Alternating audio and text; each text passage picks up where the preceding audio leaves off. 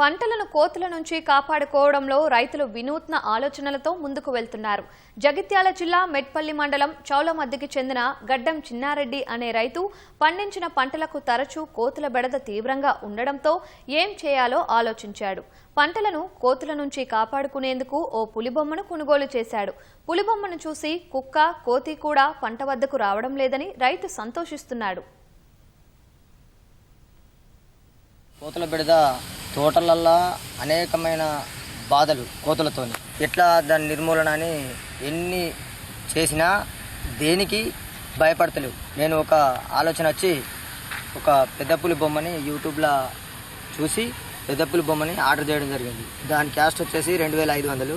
ఆన్లైన్లో ఆర్డర్ చేస్తే తెచ్చిచ్చిండు. దాన్ని పట్టుకొని చేను కాడికి కొండపోతే కొంచెం భయపడి పోవడం జరుగుతుంది కోతులన్నిటి. అట్లాగే చేసుకొని వచ్చి మళ్ళీ మక్కల్ని మెట్పల్లి మార్కెట్లో పోయడం జరిగింది. దానికి కూడా ఇక్కడ మార్కెట్ పరిసరాల్లో దాని పడిన చెట్లు చేయబట్టి అక్కడ కూడా కోతులు వస్తే రోజు పొద్దున తేవడం, సాయంత్రం కొండపోవడం జరుగుతుంది. దాంతో మాకు కొంచెం కోతులతోని కొంచెం ఉపశమనం కలుగుతుంది. తోటల కొండపోతే కోతులు వస్తలేవని చెప్పి మక్కల కుప్పలు మెట్పల్లి మార్కెట్లో పోసినప్పటి నుంచి కూడా దాన్ని ఇక్కడికి తేవడం జరుగుతుంది. పులిబొమ్మ పెట్టిన నుంచి మక్కల దగ్గరికి కోతులు వస్తలేవు. దానివల్ల మాకు కొంచెం ఉపయోగపడుతుంది.